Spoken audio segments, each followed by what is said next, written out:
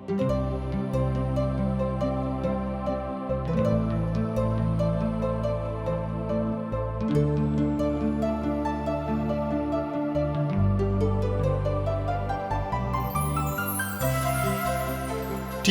से प्रसारित जिंदगी की राह कार्यक्रम में आप सबका स्वागत बा। ई कार्यक्रम सबकरा खातिर बा जे कि तरह तरह की विपत, उलझन और अशांति में पड़ के सही रास्ता से भटक गए होखे और उनके पता ना होखे कि जिंदगी का सही रास्ता कौन है। तो दर्शक भाई बहन, बाइबल में जिंदगी का सही मार्ग बतावल गईल बा। कृपा करके देखी और सुनी कि परमेश्वर क्यों न तरह आप सबके अगुवाई करतने। मित्र, हम रउआ पिछला अध्ययन में बतौले रहे कि परमेश्वर अपना वंश के व्यवस्था दिहले ताकि उ उनका द्वारा धर्मी ठहरावल जाए। पर रउआ जानता नहीं कि यहूदी जाति जौन की परमेश्वर के चुनल गोइल जाति है, ये व्यवस्था के नियम के पूर्ण रूप से पालन करे में असमर्थ रहल। और रउआ इहो जानतानी कि व्यवस्था के नियम के उल्लंघन करे के अर्थ रहे मृत्यु। मित्र, ये व्यवस्था के द्वारा उ धर्मी तो ना ठहर सकले, पर एकरा के ना मानला से तथा उल्लंघन कैला से पापी अर्थात दोषी जरूर ठहरले। संत पौलुस ये बात के गलतियों की कलीसिया सब के भी समझावे के करत रहन। और ई संत पौलुस ओह विश्वास सब के यह समझावले कि केवल प्रभु यीशु मसीह ही हमार धार्मिकता हमें। ऐसे प्रभु यीशु मसीह पर विश्वास ले अइला से हम धर्मी ठहरी न जा। मित्र, आज हम व्यवस्था के महत्व पूर्ण पर विचार करे जा रहल बानी, जौना से हमनी के व्यवस्था के नियम में कोनो गलत धारणा ना बना ले। हाँ तो श्रोता मित्र, आज हम गलतियों के पत्री ओकर 3 अध्याय के 22 से 29 पद तक के ऊपर विचार तथा सोचे समझे के त एकरा बारे में जानकारी खातिर यही 3 अध्याय के 22 से 29 पद के पढ़ लिहल जा। ए तरी से लिखल बा, सुनी ध्यान से। पर पवित्र शास्त्र सबके पाप के अधीन ठहरा दिले बा, जौना से कि उ प्रतिज्ञा जौन की विश्वास द्वारा प्रभु यीशु मसीह में बा, विश्वास करे वालन खातिर पूर्ण होखे। पर विश्वास के आवे से पूर्ण हम व्यवस्था के संरक्षण में बनाइल रही और विश्वास के प्रकट होखे तक पहुंचावे खातिर व्यवस्था हमार शिक्षक बन गइल बा। काहे कि तू सब ओह विश्वास के द्वारा जे प्रभु यीशु मसीह पर बाणे परमेश्वर के संतान हो। जितना केहू मसीह में बपतिस्मा लिहले उ मसीह के पहिर लिहले। अब ना केहू यहूदी है और ना केहू यूनानी, ना दास और ना स्वतंत्र, ना पुरुष और ना औरत, काहे कि तोहनी लोग सब केहू मसीह में एक बाड़ा। और यदि मसीह के हवा तो इब्राहिम के संतान और प्रतिज्ञा के अनुसार उत्तराधिकारी भी हवा। 22वां पद में संत पौलुस कहताने कि पवित्र शास्त्र सबके पाप के अधीन क दिहलस। पुराना नियम में वचन बतावले कि व्यवस्था के द्वारा मृत्यु आई, जौन की प्राणी अर्थात मनुष्य पाप करी हैं उ जरूर ही मुई हैं। ये तरी व्यवस्था सबके अपना अधीन में कर लिहलस और मनुष्य वो व्यवस्था के नियम विधि सबसे दब गइले और ये तरी उ सब के सब मुँह गइले जगरा के व्यवस्था दिहल गइल रहे। मित्र, ई एगो बहुते गंभीर सवाल रहे जौन की मानव जाति के सामने रहे। व्यवस्था तो स्पष्ट कर देले रहे कि यदि हम नियम विधि के उल्लंघन करब जा तो जरूर से जरूर मुँह अब जा। मित्र, हम ई बात एगो घटना बता के स्पष्ट करे चाहतनी। एक खाली के बात है तीन गो मित्र एगो बहुते बड़ इमारत पर चढ़ गए लोग। जैसे कि रउआ जानतन कि बड़ बड़ शहर सब में बहुते बड़े बड़े इमारत होले और ओह इमारत में लगभग 28 मंजिला रहे। वो तीनों ओह इमारत के चोटी पर पहुंच गए लोग और वहां के मालिक के पास गए लोग और उ देखले तो उ ऊपर गुलन और ओह तीनों मित्र के चेतावनी देले कि उ यहाँ बहुते सावधानी से खड़ा होखा। यदि तोहनी लोग एक कदम भी आगे बढ़ी लोग तो नीचे गिर जीब लोग और मर जीबा। पर ओह तीनों मित्र में से एगो कहे लागल, ई मालिक तो कुछ पगलाइल ऐसन बात कर रहल बा, एकर मानसिक रोग हो गइल बा।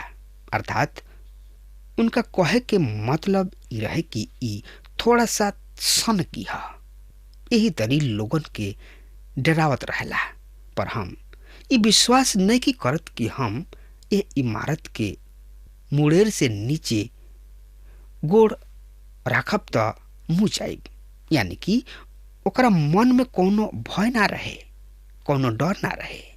मित्र उ जान बुझ के किनारे पर आपन गोड़ रखलस और देखी उ का कैलस और दूसर का गोड़ हवा में लहरौलस और उ पलक झपकते ही नीचे आ गई। और जब ओकरा के देखल गइल तो जानतानी का भइल, सड़क पर ओकरा के मुअल पावल गइल। मित्र जब ओकर दूसरा दोस्त ई देख के डरा गइल और वहां से वापस जाए खातिर भागे लागल तो रुआ देखी का भइल। दुर्भाग्यवश से उ आपन संतुलन खो बैठल और उहो बहुते ऊंचाई से गिर पड़ल, जहाँ ओकरा के मृत्यु ली गई। और जब तीसरका यानी कि वो तीनों में से तीसरका जब देखलस जौन की ओहनी के साथ ही रहे, उ नीचे देखलस कि हमार दोनों दोस्त गिर के मुँह गोल ले लोग। तो वो इमारत के कुछ आदमी सबके सहायता से तुरे वो मुंडेर के शुरू कर दिलस। पर प्रिय मित्र भाई बहन, जब वो ऐसा करत रहे तो उ भी वो ऊंचाई से नीचे गिर पड़ल और ओकर अंत भी उहाँ में हो गई जवन ओह दोनों साथ के भइल। पर प्रिय श्रोता मित्र भाई बहन, हम रउआ से पूछे तानी कि का रउआ जानतानी कि ऐसा काहे भइल? जी का कहनी हा? अच्छा चली हम ही रउआ के बता देतानी। तो सुनी, ए कारण से ई सब भइल कि ओहनी लोग ओह गुरु के नियम के तुर ले लोग। रउआ जानतानी कि पृथ्वी अपना बल लगा के प्रत्येक वस्तु के, चाहे उ जीव होके या निर्जीव, अपना ओर खींच ले रहले तथा आकर्षित करेले। यह कारण रहे कि जब उ तीनों जना यह नियम के तुरले तो ओहनी लोग के ओकर परिणाम भुगते के पड़ल। मित्र ओहनी लोग के मृत्यु मिलल। जौना तरी प्रकृति के नियम के तुरला से हानि उठावे के पड़ेला, वही तरी व्यवस्था के नियम सब के तुरला से भी दुष्परिणाम मनुष्य के भी मिलेला, अर्थात मृत्यु। मित्र मृत्यु पाप के पीछा करेले। जब पाप आवेला वहाँ में मृत्यु आवेले और पापी ओ मृत्यु से बची नहीं के सकत। उत्पत्ति की किताब ओकर 2 अध्याय 7 पद में वचन बतावले कि परमेश्वर एगो नियम आदम के भी देले रहन, पर जौन भला और बुरा ज्ञान के फेड़ बा ओकर फल तू कबहुओ मत खइह, काहे कि जौना दिन तू ओ फल के खइब वही दिन तू जरूर से जरूर मुँह जइबा। मित्र रउआ जानतानी कि ऐसन ही भइल। का व्यवस्था के नियम जिंदगी दे सकता? का नियम के तुरला के उपरांत उ तीनों मित्र के मृत्यु के सामना ना करे के पड़ल? मित्र संत पौलुस भी इहे बात गलतियन के विश्वासी भाई बहन के समझा रहल बड़े। हम रउआ के शुरू से ही बतौले रहे कि अर्थात अमरता के जिंदगी मानव जाति के प्राथमिक आवश्यकता बन गई और ओह जिंदगी के आधार प्रभु यीशु मसीह पर विश्वास कइल रहे, ताकि परमेश्वर पिता के उ प्रतिज्ञा विश्वास करे वालन के खातिर पूरा हो जाए कि परमेश्वर जगत से ऐसन प्रेम कैलन कि उ आपन एकलौता बेटा दे दिहले, ताकि जे केहू अर्थात हम और रउआ उनका पर विश्वास करब जा तो नाश ना होकब जा पर अनंत जिंदगी के पाइब जा। मित्र, गलतियों के पत्री और ओकर 11वां पद ए प्रतिज्ञा के पुष्टि कर रहल बा कि धर्मी जन विश्वास से जीवित रही हैं। व्यवस्था के नियम के साथ परमेश्वर पिता अपना दया के भी अपना लोगन खातिर सुरक्षित रखले। परमेश्वर पिता पाप के प्रायश्चित उनका बीच स्थापित कैले, अर्थात प्रतिवर्ष पाप के प्रायश्चित के खातिर जानवर सब के बलि चढ़ावल जरूरी रहे, जौना से कि ओहनी लोग के पाप क्षमा कइल जाए। ए तरी परमेश्वर पशु बलि द्वारा पाप सब के क्षमा के प्रबंध कैले। मित्र, हम जानतानी कि अंत में प्रभु यीशु मसीह समस्त मानव जाति के पाप के क्षमा के खातिर बलिदान दे दिले और ई पाप के क्षमा अंतिम बलिदान रहे। मित्र, आज जवन भी यह बलिदान पर विश्वास करेले वो अनंत जिंदगी में प्रवेश होले। संत पौलुस व्यवस्था के महत्वपूर्ण के भी गलतियों के कलीसिया के सामने स्पष्ट करताड़े, यानी कि 23 पद में संत पौलुस कहताड़े कि प्रभु यीशु मसीह के आवे से पूर्व यानी कि पहले व्यवस्था मनुष्य के पूर्ण सुरक्षा प्रदान करत रहे। नियम सब के मलना रहला से मनुष्य अपना आप के पाप से बचावे की कोशिश करत रहले।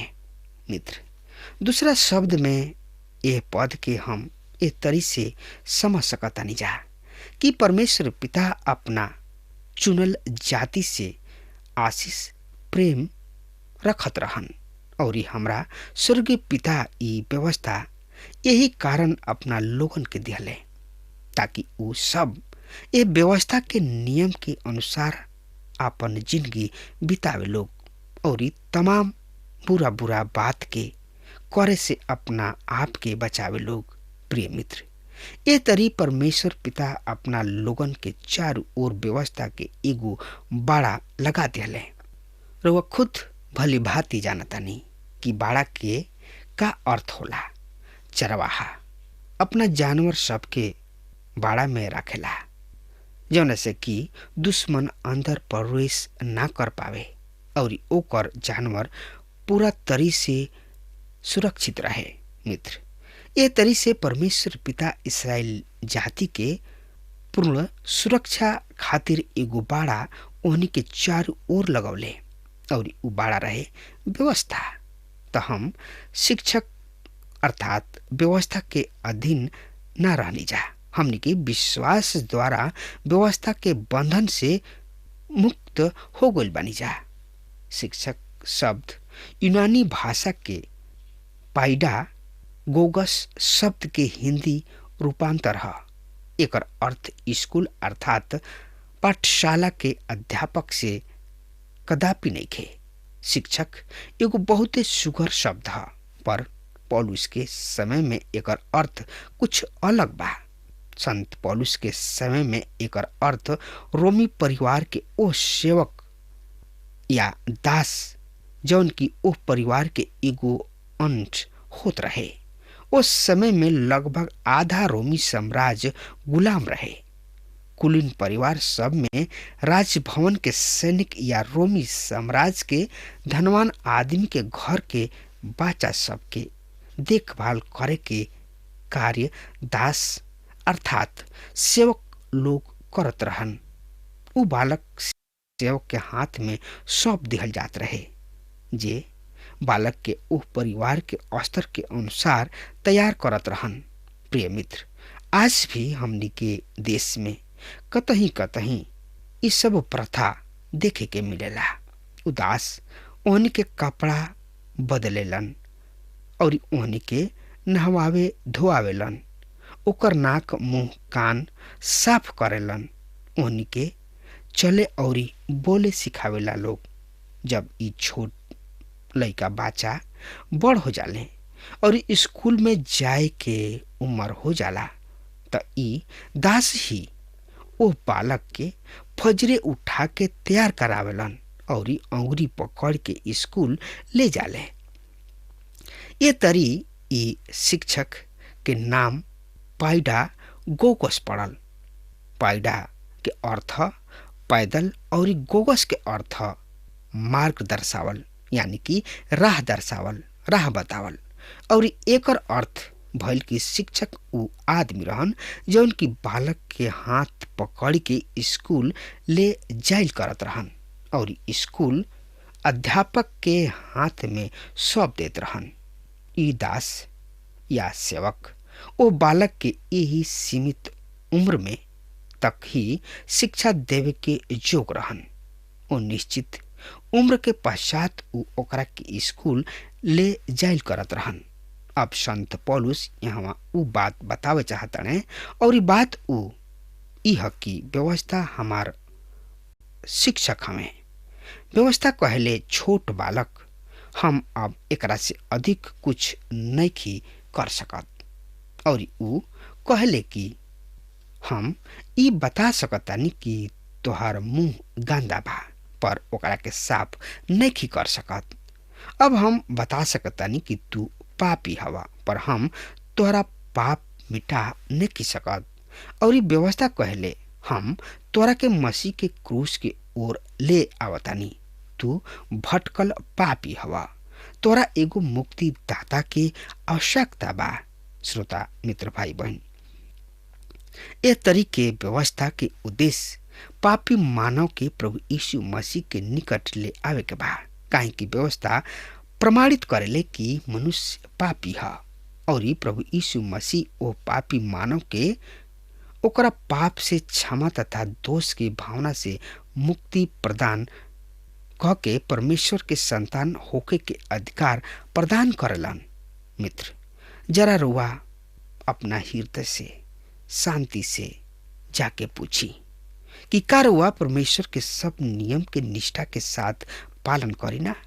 मित्र, ये परमेश्वर के अनुग्रह ही है कि हम जीवित बनी जा और ऐसे जीवित बनी जा कि उद्धार प्राप्त कर लिहनी जा।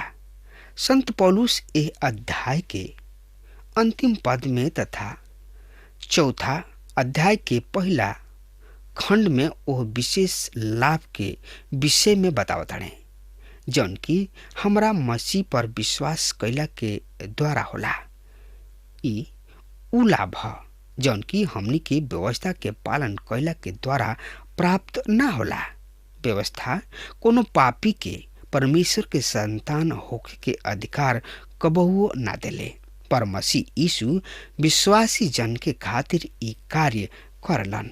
केवल मसीह पर विश्वास हमनी के परमेश्वर के सच्चा संतान बनावेले और विश्वास के तात्पर्य है कि केवल विश्वास उनका साथ और कुछ ना।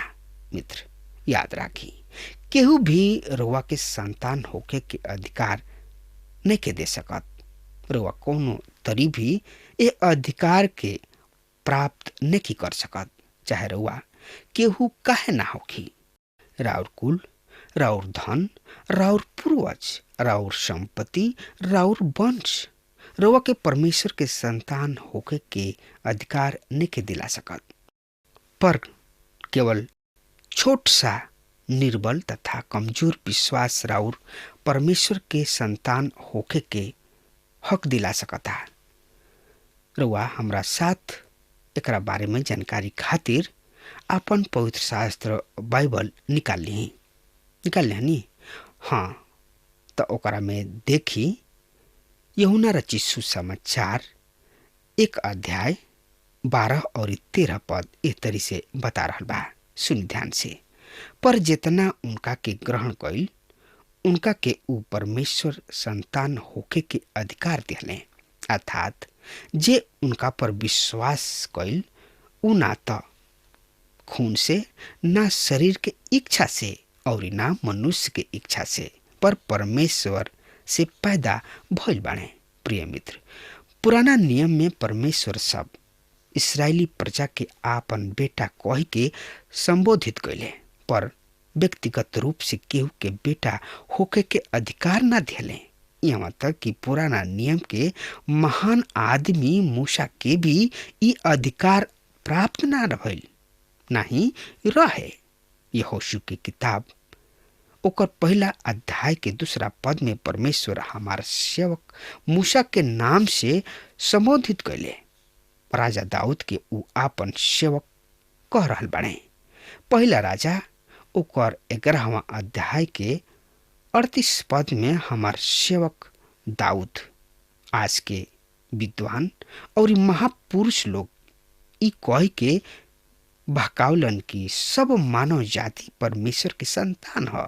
पर पवित्र शास्त्र बाइबल हमनी के सामने एगो नया सत्य उजागर करले, जौन की यूहन्ना रचित सुसमाचार ओकर पहला अध्याय के 12वां पद में पावल जाला और यूहन्ना रचित सुसमाचार ओकर 8 अध्याय के 24 पद के द्वारा कहलन, तू अपना पिता शैतान से हवा और अपना पिता के पूरा करे चाहता।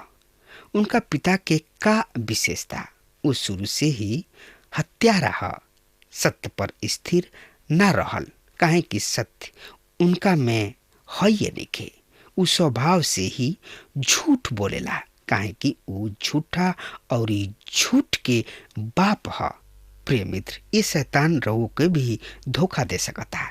बचल रही। अब हमार समय खत्म हो रहा बा, तब तक खातिर वह हमरा के आज्ञा दी। परमेश्वर वह के आशीष देस। आमीन। हमके विश्वास बा कि ई कार्यक्रम आप सब खातिर फायदेमंद सिद्ध भइल हुई। हम चाहतनी कि आप सब आपन आपन आशीष हमरो से बांटी। अगर आप सब के लगे बाइबल से चाहे आपकी निजी जिंदगी से कोनो सवाल होके, चाहे कोनो समस्या खातिर प्रार्थना करावे चाहतनी, तो हमारी फोन नंबर पर जरूर संपर्क करें।